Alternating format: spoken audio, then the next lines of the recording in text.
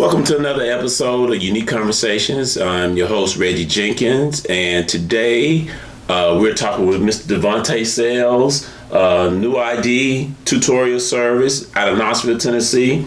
So, welcome to the show, brother. How you doing? Doing pretty good, man. Okay. Thanks. We're going to start off talking about getting a little background. Who you are, where you're from, that kind of thing. Just start where you want to start. Starting with the background, my name is DeVante Sales. Born and raised in Knoxville, Tennessee. East Knoxville resident. Went to Sarah Green. Okay. Vine Middle School. Austin East, kind of like what we like to call the East Side Rites of Passage. You track all black schools. All black schools. Yes, sir. Come from a good family home. 2 hardworking parents. I have one older sibling who also went through that similar track with me. I can say growing up in East Knoxville is a little different. It's an impoverished area. I was exposed to a lot. I've seen a lot. Kind of growing up in it, I didn't really understand, especially hearing your parents say, some of these people would kind of fall to the wayside, or some of these people may choose different paths than I would. Some of the people that I grew up with that were close with are dead in jail, so it was one of those things. I almost didn't realize how violent and dangerous East Knoxville was until I was able to get out of it. But East Knoxville is the predominantly where the most black people stay. And it was one of those things where I was really thankful, because for me, education was placed in the household as a priority. So I always had this idea of college. Like, to me, even when I graduated high school, it wasn't really it wasn't a big thing, because for me, it was getting to college. So I could try to figure out or navigate me a way out of here.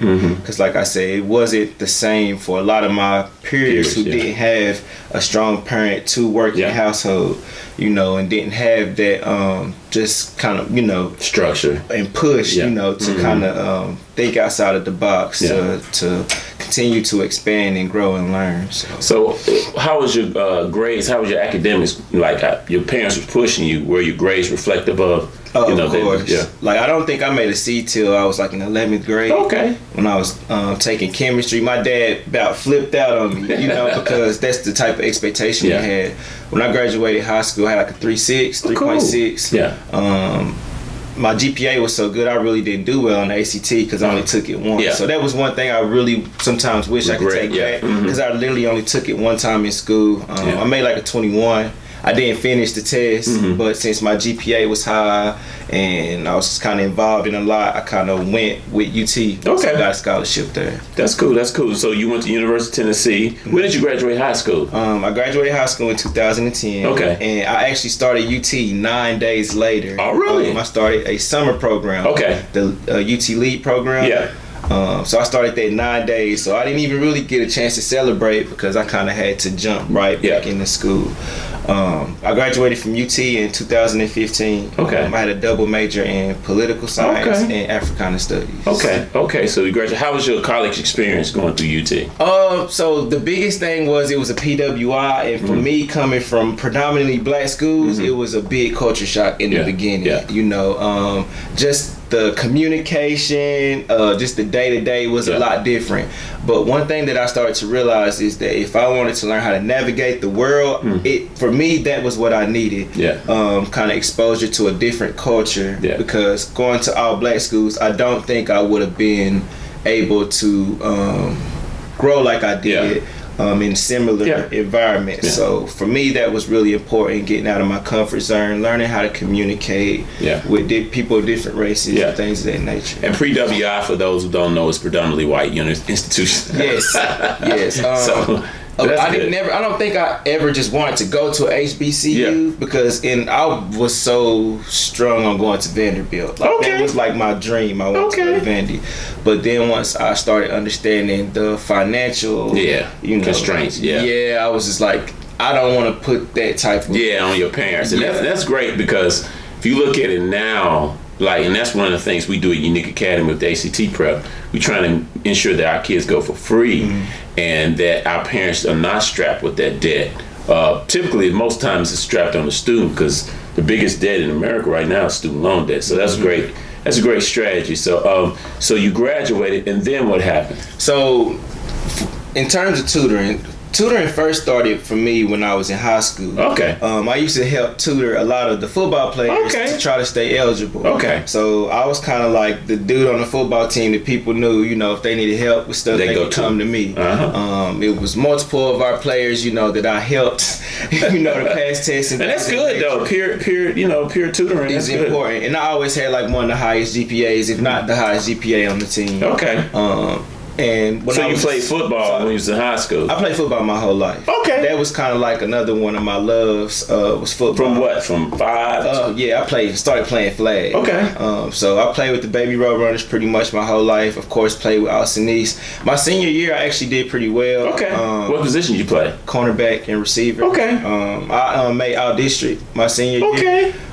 Did you get any offer scholarship? Small schools. Like I was talking to Morehouse, Tusculum, but it got to a point to where I realized academics would take me further than football. Okay. And I was okay with hanging up the cleats to do what was better in terms of, your future. Yeah. And it's amazing that you realize that, because so many guys, regardless of their positions in sports, a lot of them just believe that they're going to make it, and they don't really assess at that age. Because you're 17, 18 years old, assessing your future, saying, you know what, I could do this, but my future looks brighter over here. So that's pretty good. And I think that's important, because a lot of times, even for me, like I realized that a lot of the things I was doing in football translated to real life, whether it was just teamwork, consistency. So kind of the whole time I was playing football, I understood that, for one, I'm 5'9", 170 pounds. You get what I mean? So I'm realistic with the outcomes or the possibilities. So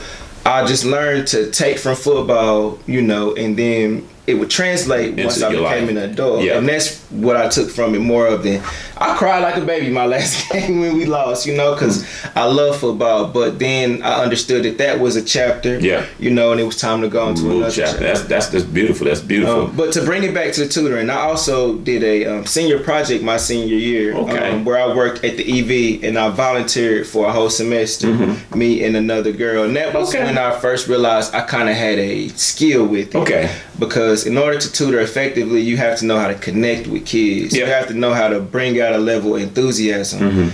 It's not just I grab a book and I can sit down and read with you. That doesn't work. So that was the first time I kind of seen that I could actually tutor and do it effectively.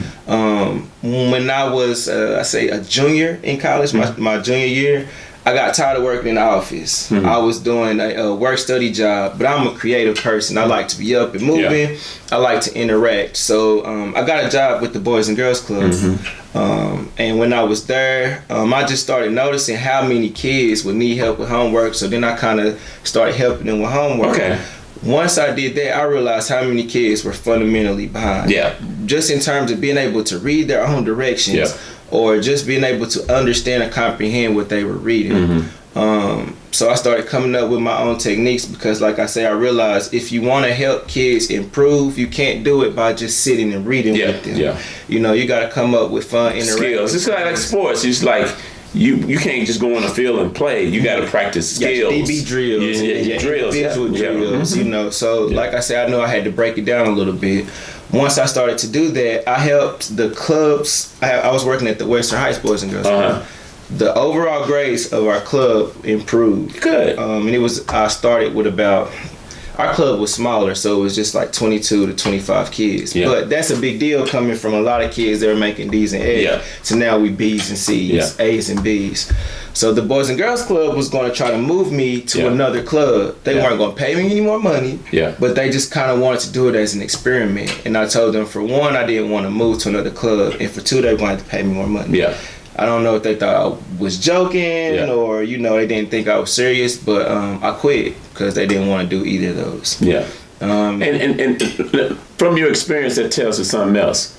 What's your overall opinion of like a lot of these after school programs that have a lot of our kids who are fundamentally sound, but are there a lot of avenues to help them come up, or you just did that on your own? But do you see that what you're doing throughout the city or whatever?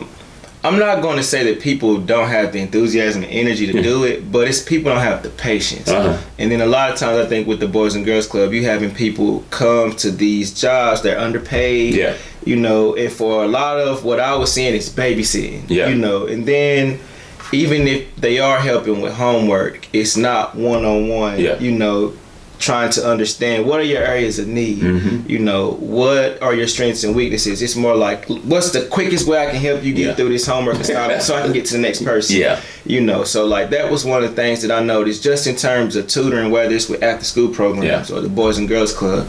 They don't have the resources, and then people are not being paid enough to really, I guess, establish that type of skill. So in essence, like the system, like the after school care, like the systems, the people at power, they really don't focus or make a priority to A, pay, compensate their people, and B, to make sure that the kids are being academically, you know, empowered or whatever. And because, you know, once again, like I'm thankful for the Boys and Girls Club. It gave me opportunity, and that gave me the environment to be able to do what I'm doing now. But even I knew it was a difference in what I was doing when I would come and I would help in the tutoring room. I wasn't getting paid $20 an hour like the tutors that they were paying. So they had tutors to come outside. They started to want me to do it because I was just good at it. And they were a little older in age. A lot of times didn't know what they were doing because when I would come into the room, they would defer them to me.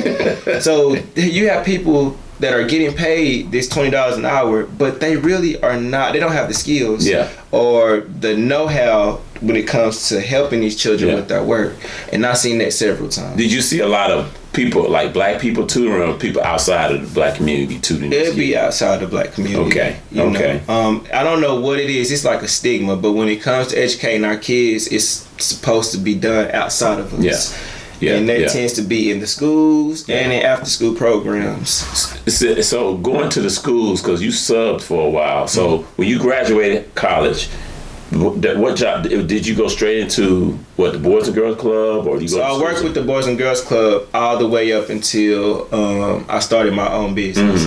So let's see here. I graduated in 2015. I had been working with the Boys and Girls Club 2.5-3 years. Once I graduated, I was still working there, and I had a director, and she was like, "Why don't you just work with Knox County schools?" So I got a job working at West High School in 2015. I was a teacher's assistant. I was making $1,000 a month, barely making it. Yeah, that's not a lot. And I literally had to work at the school from 8 to 3:45. As soon as I got done with that, I would work at the Boys and Girls Club from 4 to 6. And then I got to a point to where I would do that 5 days a week just so I asked my director if I could use one of the rooms for an hour from 6 to 7 so I could build clientele. And that's where I started doing it for free. So that was like my initial NewID. What year was that when you started? 2015. So a lot happened. So when you graduated, that's all. I graduated, I started working as a TA, and I started tutoring for free in 2015. So that was kind of like my, you know, in terms of, that was my introduction to real adulthood, I guess you can say. And so how was your experience? You worked from West from 2015 to what? I only worked there for a year. So what's interesting is working at a high school showed me the importance of getting kids fundamentally sound early. Because when I was trying to help 9th and 10th graders, you know, with algebra concepts, it's hard to do algebra if you don't have fundamentals in math, because you don't have time to try to think about multiplying. You should. Or divide. You have to know how to do it because there's so many steps. And the thing I noticed about a lot of the high school students that I was working with, some SPED students, which is special ed, they don't really say that anymore. I work with some SPED students, but so they call them what?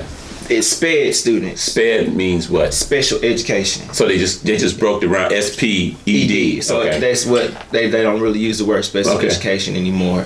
But even with the students who were in special education, they even struggle with multiplying, dividing, you know, just simple mathematics, integers, understanding negative and positive numbers. And it's like, it is impossible for me to teach you how to do a 2-step equation.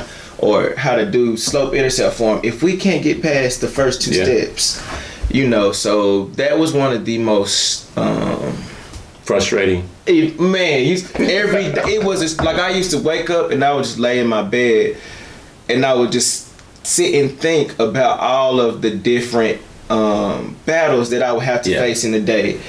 Because we're talking about students that were on medications. Yeah. We're talking about students that had serious emotional issues. Just pause right there. You said the medication. How did the medicine affect the students day to day? Because, a lot of people are proponent, like they say, my child needs medicine, but how does it affect them learning when they're on the medication? And then this is another thing. It's different when you're dealing with elementary students, kids who are closer to being adults. Yeah. And then me being at West High School, you typically may have students who have access to more money. Yeah. It was an eye-opener because I seen how a lot of these students were doing real drugs. Oh, wow. Okay. And I had several students in the SPED program who were suspended for smoking marijuana. And different things in nature. And it always came back to their inability to be comfortable in their own skin. Yeah. To be comfortable with being uncomfortable, whether it's in a classroom, whether it's their mental capacity. And I really seen for the first time how you can assimilate a kid into drug use. And then I also seen how it affects their confidence. Yeah. Whether it's because sometimes, the students may voluntarily take the medicine, but then sometimes you get those calls and you get to a point where they know what the calls are, what they for, and that does something to their spirit, their confidence, when they're especially in an environment where the majority of the kids are not doing this, and but I have to do it, because I'm different or I'm beneath. Okay. So it was really tough, man. And the biggest thing that I didn't quit. I stayed the whole year, and I did what I could do. Another thing real quick before we move on that I realized about the public school system is the paternalism from the teaching body. And break that down, what you're talking about. When I say paternalism, it's just the attitude in terms of the predominantly white teaching body towards African American students and other students of color. The lack of understanding. Yeah. Or empathy. Because I know some of these students. I got to know some of them. I could identify, because I'm 23. Yeah. I'm fresh out of college, so it's totally different. Far from them. I'm, so I was really close to them, but then I was super, super mature for my age at that same time. But I would just see how it got to the point I couldn't go into a teacher's workroom, because I would hear stuff and I would be about to lose my mind. Yeah. Whether it's about a student who, how does he think he has the right to come into my classroom and do no work? And I was like, did you ever think about maybe if the student had eaten? Because the student that they were literally talking about, I had conversations with about how he wasn't eating, about his home life, and about what he was dealing with. I'm not one to make excuses for kids, but you got to have some type of understanding. And there was a total disconnect with understanding those students who were having trouble in school. It seemed like they didn't try to understand. No, and because I know they probably give their kids, their nieces, their nephews, their grandsons a different. They would treat them differently than they would treat a lot of these kids. Yeah. So it was more judgment, and it was more condemnation versus how, like, problem solving, like, what can I do? What can we do? Or try to build a relationship with them to kids. Understand what's really going on. You know what I'm saying? Because one thing, man, my students know I was tough on them. Like I was for profanity, for just the little things. But when they see me, they respect me because they know I carry myself a certain way. And I wasn't just telling them something to be rude to them. Or I wasn't just telling them that, like I used to tell them, even though I'm an adult, I'm not y'all superiors. I learn from y'all every day. We learning from each other. But I'm gonna need respect because I'm an adult, and that's how I was raised.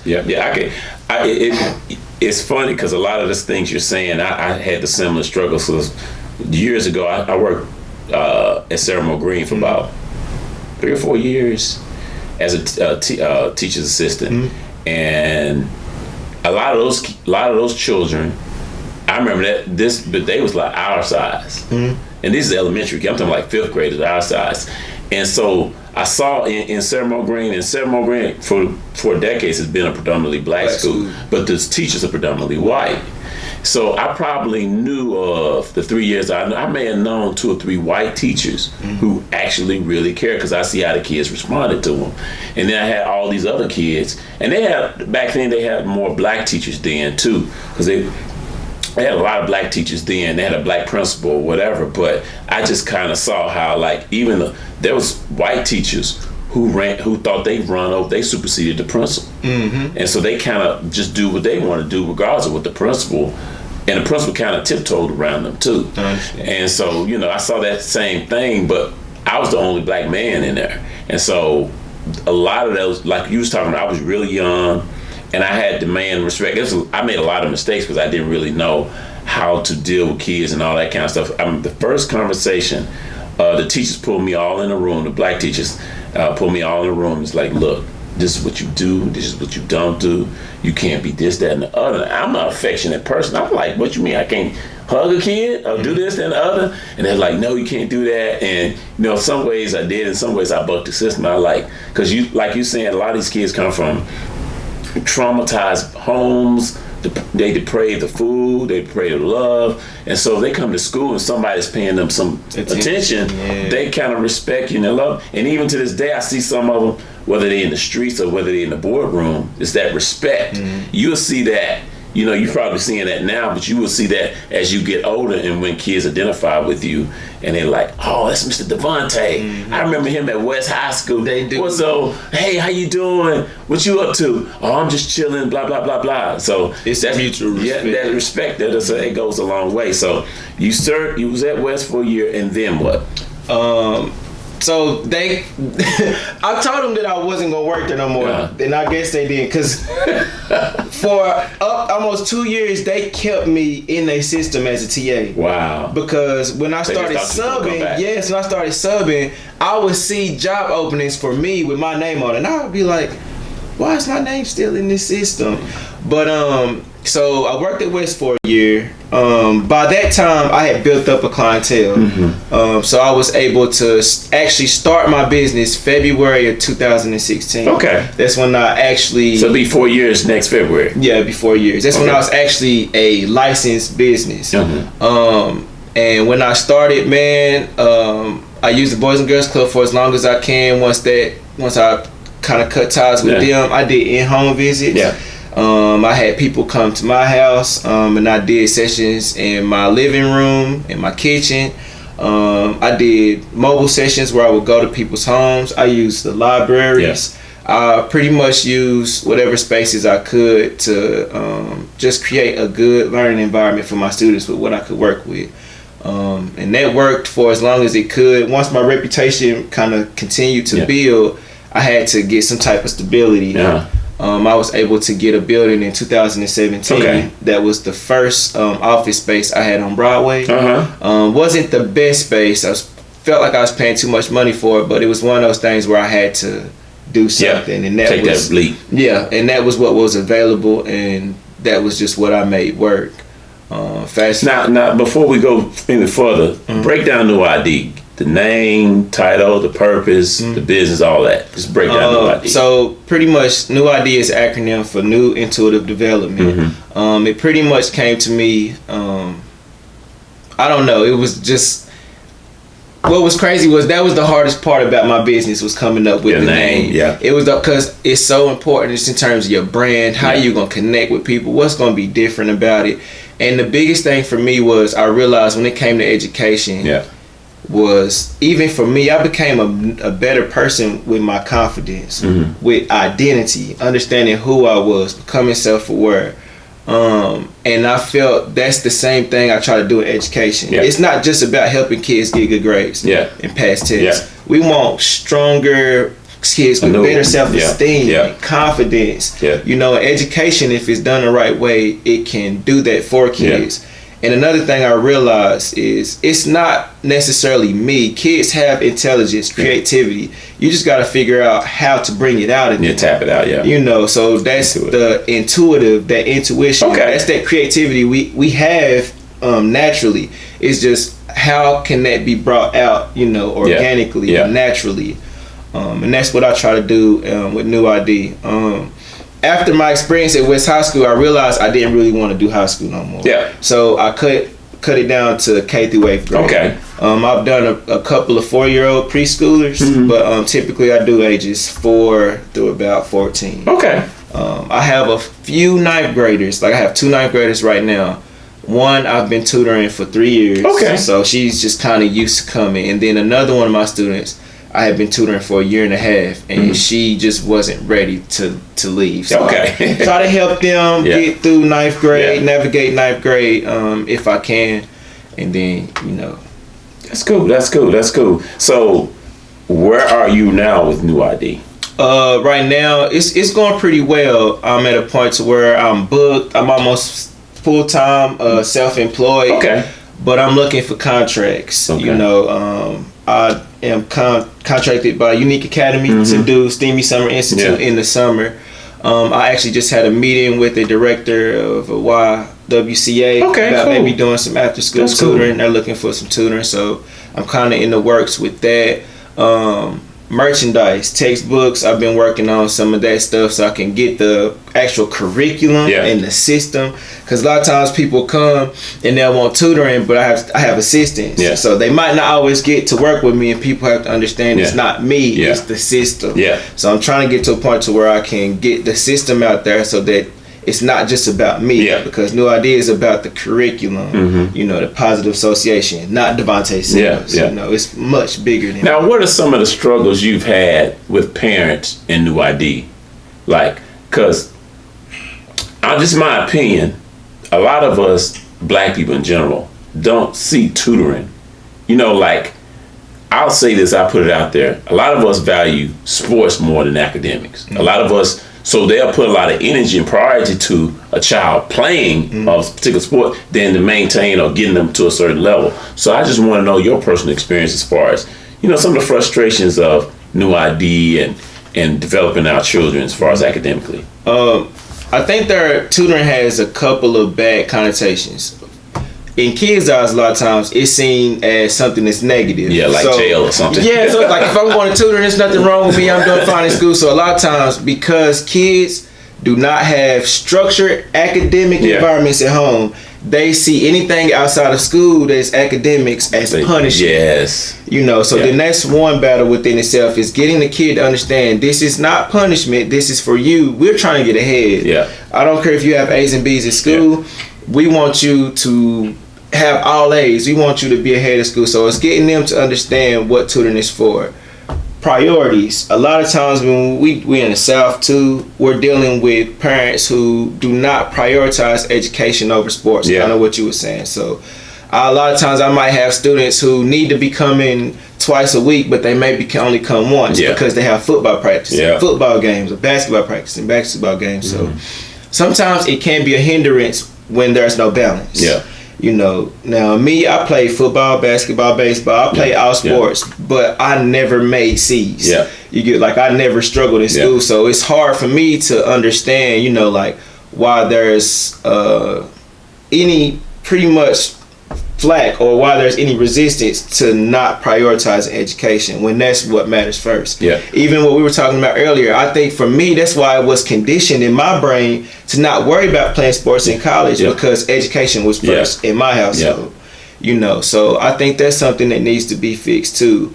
And then also, fundamentally, when you think about African American students and African American communities, education is not something that is being taught in the home before we even start school. You would be amazed how many kids come here and they may be 6, 7 years old. They can't write their numbers to 20. Wow. That's deep. Or they don't know the difference between a vowel and a consonant. They don't know their short vowels. And it's like, you're in the first grade. Typically they'll come, this is between September and October. So they're close to the first semester being over.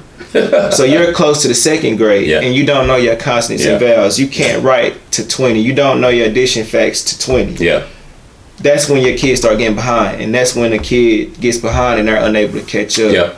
Yeah. So, that's the biggest thing that I have, because I make people sign a contract and I tell them, if you want to be in my program, I'm going to do my part, you got to do your part, and the kid got to do their part. Yeah. It can't just be this all on you. It can't be all on me, because this is another thing. We're talking about tutoring. Yeah. I may see your kid 2 hours out of the week. Yeah. 2 days out of the week. Yeah.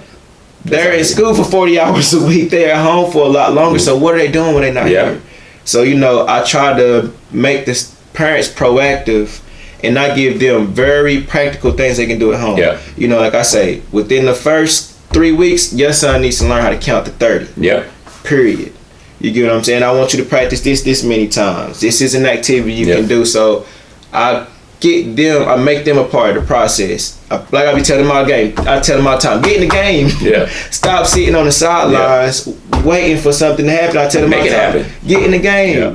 Become part of this process, because the same way that parents tend to do teachers, that's their job. Yeah. They'll figure it out. And if something bad happens, it's all on the teachers. You can't do that here. You can't do that with this tutoring program, because I see that lack of accountability and what it does for the student. Yeah. What it does. Now, we've been very critical of the public school system, but we also have to be critical of the home. Parents. Yes, right. I always tell them it's both things. It's both. It's not just. It's like a marriage. If a marriage fails, people blame one person, but it's usually both persons party involved. So the same thing with relationship. Recently I've got a little cousin in Memphis. She's going to tutoring, and she's in the 3rd grade, and she's going to this thing, Cumin Learning Center, Cumin testing. I think I heard it. Yeah, and I looked it up, and I think it came out of India or Asia, somewhere from there. It's originated, and they having them. And she was telling me like the tutorials full, a lot of Asian, whites, a few blacks, and I went online and looked at it. And what they do is the learning system, they master reading and writing, and they charge a whop of money. But what they do is at 5, 6 years old, the child goes to a cubicle, goes to a place, self-autonomy, learn their stuff. Somebody, as younger you are, the more somebody will be over there tutoring. But as you get older, they give you the work, you do it, and you have homework, and you have to bring it back. And this is like twice a week or whatever. So what I'm trying to say is, we have to get our children to the point, like you said, we have to make education a priority. And I think the problem is for a lot of parents, because they didn't do well in school, they have a lot of anxiety, and so they just they pass it on to their kids. And so then a lot of us have bought into the fact that when your child is in the womb, that's when education starts. In my part, I have a 6-year-old, and he was in the womb. We was reading to him. I was talking to him. I never baby talked to him. When he got out, we was having conversations. He was talking this stuff, and I was talking to him normally. And as soon as he could, put flashcards and all this. So you can do a lot of things prior to that child going to PreK, let alone kindergarten, to enhance them. Because like you said, by 3rd grade, if you don't know how to read, it's gonna be hard catching up. And then me and you learn this too. A child develops 80% of their brain mass before the age of 5. Yeah. And then, isn't it ironic, they start kindergarten at age 5? Yeah. That is not a coincidence. Yeah. That is systematic. That was placed like that. And then when you think about the attitudes in terms of how it's almost as though parents turn their kids over to the public school system. And then most teachers are expecting kids to have some type of foundation. Yeah, some kind of skills before some they type come. of foundation. You have no idea how much of a drawback or how you put a teacher behind when you just drop your kid off and they have no type of foundation. 5 years, they don't know anything. They don't know anything. Can't write, can't read. And there's so much you can do. Like their colors, it's so much practical stuff. Yeah. So more than anything, another thing I want NewID to be is a community resource to help parents start empowering themselves to become the forefathers in terms of education. We got to start it. We got to set the tone. Because even with Jabari, 6 years old, Jabari will wash a lot of 1st and 2nd graders if they go to public school systems. They would be amazed at how good he could read and comprehend and write, and his arithmetic understanding. Seriously, but it's something that's been taught at home. You know, and I'm telling people this now. He will graduate high school by age 14 or 15. Yeah. And remember, I told you that, and that's a promise. I'm going to make sure I put my word on it, so I'm gonna have to make sure that I do my part. But like you said, we in the genius making business. But in order to do that, we got to catch them early, and we got to be proactive about this. And I always tell parents, you the number one educators. Yeah. The school system is your help. Mm-hmm. You the number one education. Even if you don't know, there's somebody around you, or you can. Today, I don't know a lot of stuff, but I got a phone, YouTube. I can figure it out if I have the motivation and the passion to help my child. So I mean, you're absolutely right. So we're gonna close out this segment. Well, let's say this: what's the future? What do you see the future of NewID? Do you see it just in Knoxville, or what do you see? I see NewID being the biggest tutoring service in the world. I really want to get to a point to where I can mobilize tutoring. I want tutoring apps. I want the tutoring textbooks and resources all over the world. I want to be accessible to people because tutoring is something that should not only be accessible to people with money. It should be something that is accessible to everybody. You know, like all kids should be able to have access to tutoring 2-3 times a week. And I'm not saying after school homework reading tutoring. No. I mean individualized, program-oriented tutoring, like NewID. I think that's what is important, because even for me, I started NewID because when I really wanted to start helping students and figuring out how I could help them learn, nobody is doing it effectively, you know, or nobody is systemizing it so that it can be done effectively. So in terms of the brand, I want it to be huge, and I see it being huge. I just got to keep being diligent and building the clientele. Okay, what are some of the practical things that parents can do to help their child? Just little things that you think they can do. Let's start with.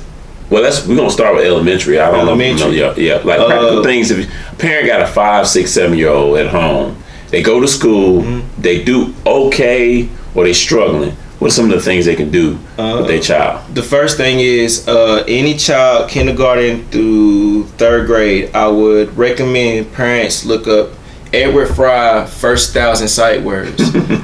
Assess your child. Go through those 1,000 words and see how many of them your student knows, how many of them they do not know. Because for those 1,000 words, those are the most commonly used words, whether it's reading, writing, and spelling that they will see. If they are really good at reading them, see how well they can spell them. Also, in terms of reading and writing, I would encourage parents to get their child a journal.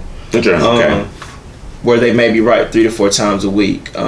Get them to write about their days. Get them to start learning how to communicate. Because one thing I'm learning about kids when it's coming to literacy and writing, I think social media is causing people to have very communicative language when they are writing, but it's not writing language. It's almost as though you're like, because I tell my students that all the time. Texting, like they write papers like they're texting. You're not texting me, or you're not talking to me. You're writing. So it's understanding how to use transitional phrases. Teach your kids how to use transitional phrases. You know, how to learn how to introduce things that they're talking about, because the better that your kids can write, the better that they will speak as well. I can also say maybe grammar. Check your students' grammar, because a lot of these kids, they don't do simple things, capitalizing their first letters. They don't understand the types of different sentences, you know, declarative sentence, interrogative, exclamatory sentences. Teach them the different types of sentences so that they can learn how to communicate differently. Flashcards is probably one of my favorites. Once you figure out, you know, what words your kids know, what they don't know, get you some flashcards, or break it down, 8 to 10 words a week. Once they learn how to read them, then they can learn how to spell them. Addition facts are always good. Drill addition facts until your kids have mastered them. I love extramath.org. They have addition, multiplication, and division remediation. And what our remediation means is that you continue to do the same problems over and over until you master something. So sign your kid up for extra math or IXL account. Most schools, they have accounts for both. So if you ask your school, do your students have access, they should be able to use them at home. And the extra math is XTRAMATH. .org. And then IXL is IXL.com. IXL, but I'm a living witness on that extra math, because my son, January this year. You know, but now he's mastered. Pretty much. And then see, that's the thing. People don't give. You have to realize they are babies. They are little, man. You know, it's gonna take repetition. Yeah. Just keep doing the same 5-10 minutes a day, every day. Because I used to do it with Jabari, and I just kept telling Mr. Jenkins, just keep doing it, because I've seen it so many times. You know, you want a kid to master something. You want them to master the fundamentals. Anytime you want them, before you go to, you know, more complex or multi-step things like carrying and regrouping. You know, counting by tens and fives. Yeah. So it's about mastering the fundamentals. Yeah. I'll also say, once your kid gets to the 2nd grade, start multiplying. Like I say, even if you start with skip counting, counting by 2s, counting by 4s, counting by 5s, counting by 10s. That will assimilate them into multiplication, because for me, I could almost make a living off multiplication. Seriously, like almost every student, even I have most of my students when they come in middle school, they struggle with multiplication, mental math techniques. If your kid is not, if you give your kid 5 minutes, try to find 100 questions, 5 minute, 100 question assessment. They should be able to finish 70 to 80 of them in 5 minutes. If they don't, they are not fluent enough in multiplication. Okay, so like I say, it's just the fundamentals, that addition facts, you know, being able to write good sentences and good paragraphs. And then once they have the fundamentals, you know, it's so many things you can integrate into their learning. That's when learning becomes fun, once they're fundamentally sound. But I would just say the simple things. And parents, get them a tutor. Yeah. I just stress, if you can pay for AAU ball, you can pay for Xbox or all these Christmas time and all that stuff. We spend hundreds of dollars. You can spend $50, $60, $70, $80 a month with somebody helping your child. That tutoring is a lifelong thing. So it's an investment in academics. Mm-hmm. I like the ACT prep. You was talking about grammar and fundamentals. I remember asking kids, the first thing I do in the English part is go through all the parts of speeches and all that time. And you was talking about transition of verbs, and I had 8, 9, 10, 11, 12 grades. I have no idea. No, and then and the thing about it, parents don't understand, is like all the high schools in America, and if you have one city, Nashville, Atlanta, whatever, all the high schools ain't equal. Mm-hmm. All the middle schools ain't equal. Mm-hmm. So what they learn here may not what they taught here. Mm-hmm. And so I have like 30 kids in a room. I'm asking them, what is the subject? They say a noun. I say, I know it's a noun, but what is the subject in the sentence? Who or what the sentence is. Yes, because, prepositional phrase can have a noun in it, but that's not the subject. Mm-hmm. So, our children are struggling and with that's something you're supposed to learn in the first grade. Yeah. They didn't know conjunctions. They didn't know the, conjunctions. And I started singing the, what's that? Edward Fry. No. Used to come on cartoons. Conjunction, junction. Just what's your function? What is that called? But you know what I'm talking about. Yeah, I started singing that because they don't know it. Yeah. That's when you hooked me on to a Shirley method, and we go through the nouns and the jingles and stuff. He knows that stuff. The kids love those little jingles to learn their parts of speeches. So I would say the 7th thing would be a tutor. So, parents, I stress to you, get a tutor immediately. If you know your child is struggling, I know in Knox County, in the state of Tennessee, I can say state of Tennessee confidently, 80% of the kids between 3rd and 8th grade are not on reading and math level. They're not on their probably assess close to 200 students. It may be 5 to 6 that I remember assessing that they're on grade level, or that at least could have passed. It's getting to the point to where kids are coming. I have to print off portions of the assessment because I was just wasting paper because they can't do it. Yeah. So and this is not just a poor thing, because black people. You live in the hood, or you live in this, and so the kid ain't doing well. No, these are suburb kids. These are middle class black kids who are struggling. Mm-hmm. And because a lot of parents, we know parents that got degrees and all that kind of stuff, and just because they live in a certain neighborhood and they kid go to a certain school, they just assume their kid is on point, and they're not. Yeah. And I do have some students who live out west, who live in the suburbs. I have some from single parent homes, so I have seen that spectrum. Just in terms of the differences. But the one thing that is the determining factor is the structure at home. Like even if it's something as simple as like students who get rest, versus who are always on the go and playing these sports and things, they do better. A lot of times my students who are not so heavily involved, just in so many extracurricular activities, do better than those that do. So if we want our kids to get better, the number one thing is we have to get active. We have to become active. We're gonna have to, because when it comes to a lot of extracurricular, whether it's sports, entertainment, it's all, we will find a way. We will find a way. I'll be seeing fish fries. Man, I'll be seeing them babies on the corner of the begging. I'll be seeing that, and it makes me so mad. So we got to figure out a way to where we can do the same for education. Parents, stop having your kids beg for money. Make them wash cars. I don't have no problem with fundraising. I don't either. I just don't like the kid. And then they don't even have no signs telling us what. And then not only no sign, I would train Jabari at 6 and say, "Excuse me, my name is Jabari Jenkins. I'm a part of UUNIK Academy, and we're raising money to go to Washington D.C. Would you like to donate?" And if they say yes, you say thank you. If they say no, you say thank you. Train your kids to speak. They be stern and looking all weird. They're looking at the grown up over here and waiting on their cue. Can't stand that.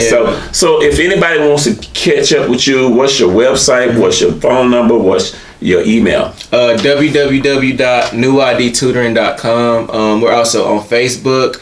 NewID for Tennessee, and it'll just be NewID for TEN on Facebook, Instagram.